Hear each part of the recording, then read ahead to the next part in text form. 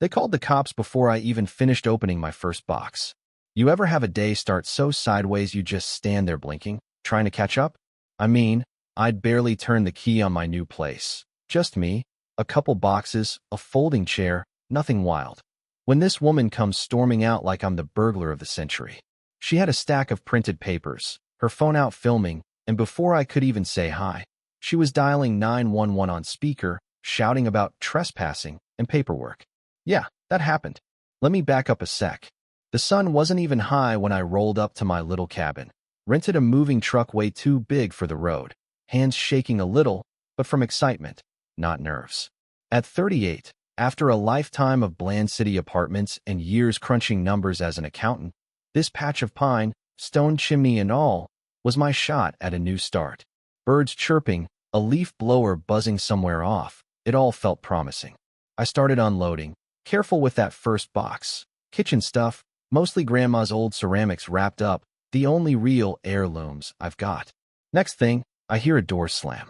Not just any slam, but the kind that echoes around a quiet mountain street and tells you something's coming. Here she comes, mid-50s, platinum hair not moving an inch, dressed like she runs a country club, clipboard and phone at the ready. Excuse me. She barks from halfway across the gravel. She starts snapping photos of my boxes, like I'm a crime scene. For a second, I thought maybe she'd mistaken me for someone else, or this was just one of those overzealous welcome committees. But no, she's all business. I try the friendly approach, wipe my hands, smile. Hey, I'm Daniel Brooks. Just bought this place, moving in today. Should have been enough, right? Nope. She draws herself up. Monica Reeves, president of the HOA. If she'd had a badge, she'd have flashed it. These containers could be hazardous. Policy requires inspection. I'm reporting this. She made reporting sound like a threat. Then, without asking, she flips open a kitchen box, starts snapping more pictures. I reach for my paperwork, proof I own the place, but she brushes it off like it's Monopoly money. Anyone can fake paperwork these days, she says, eyes never leaving her phone. She's taking photos like she's collecting evidence for court, not Saturday morning in the mountains. You'll be featured on the HOA watch list by sunset. Smile for the group. And then, 911, on speaker. I swear, my heart skipped a beat.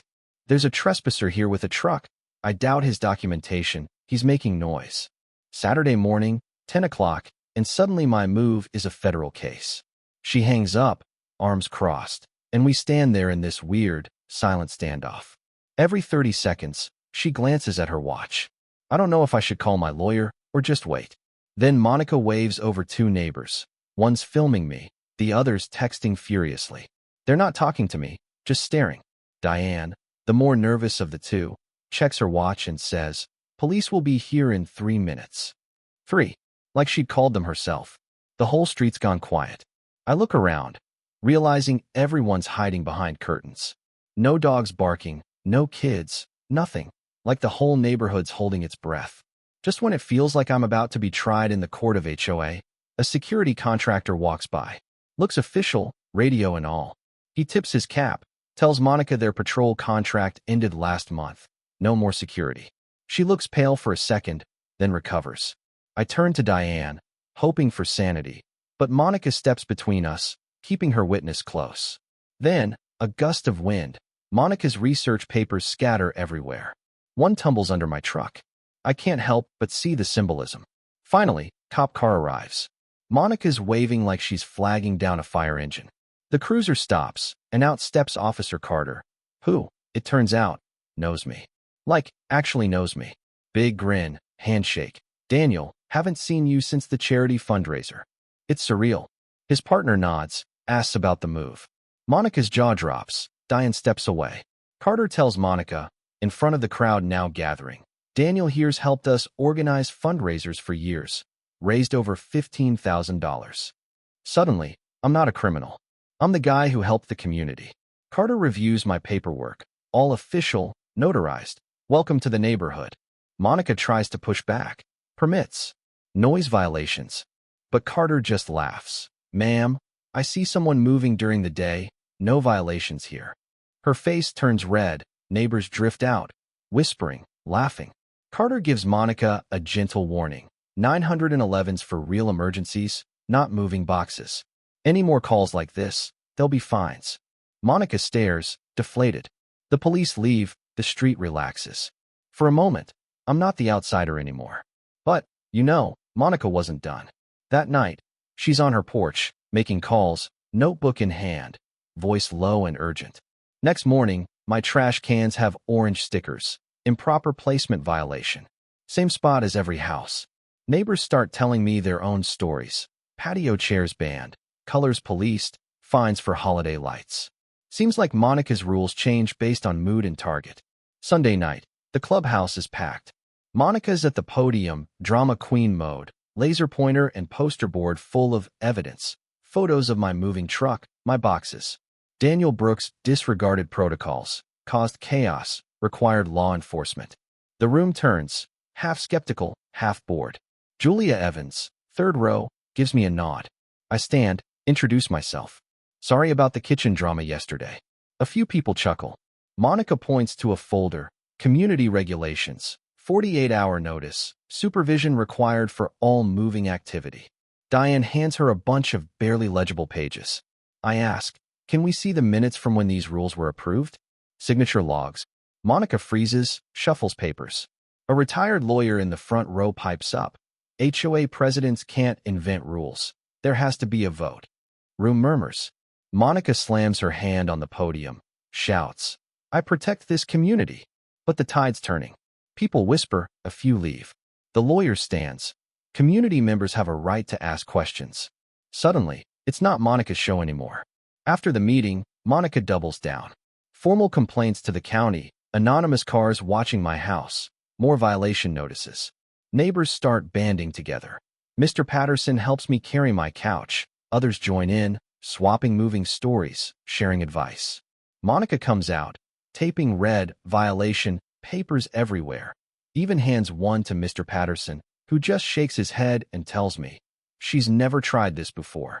Julia Evans steps up, loud enough for everyone. How exactly is moving bubble-wrapped dishes dangerous? People laugh. Monica's power flickers. She storms off, but it's like the spell's broken. By Tuesday, a recall petition's going around. Julia and a few others organize an HOA ethics review. Turns out, I'm not the first offender.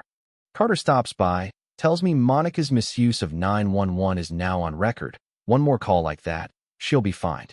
As the petition grows, Monica tries a last-ditch move, a temporary restraining order, claiming malicious interference.